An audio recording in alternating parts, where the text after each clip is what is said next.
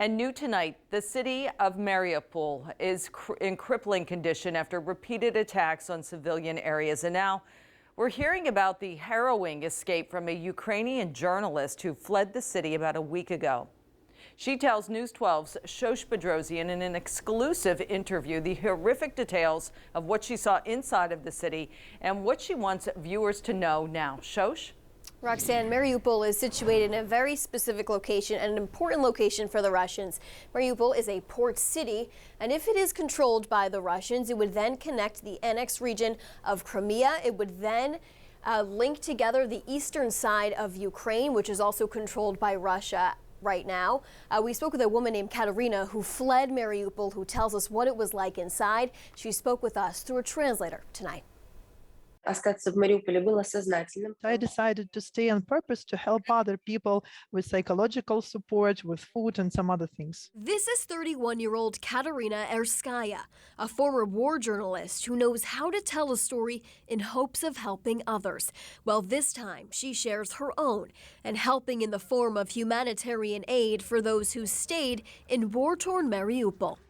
You can't even imagine how terrible it is when you see dead bodies of children just lying in the street. This is what Mariupol now looks like through the lens of Katerina, reduced to ashes, debris, and craters from missile strikes. I saw a man who was just walking and he was literally carrying his torn arm. And at that moment, he was like in a shock state. Nothing could prepare her for these scenes or that her apartment near the drama theater, which was a shelter for thousands and once stood tall, shining in white in this video she took at a protest before the war, is now in pieces.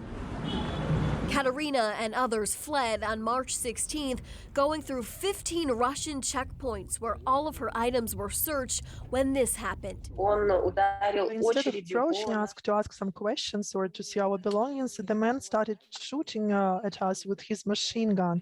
And actually 2 bullets went through the rear and the front door. One of those bullets went right above her head and another shattering the rear window, injuring several in the car. Ukraine now is a live shield, which is standing between an aggressor and a civilized world. And you should do everything you could to help us to win this war, because never in the history empires stopped only with the war in one country. Chilling stories there. Katerina told me other horrific stories of seeing a young child on the street who died in his own pool of blood. And Katerina is now safe in another port city and is volunteering nearby. Roxanne? Shosh, thank you for that report.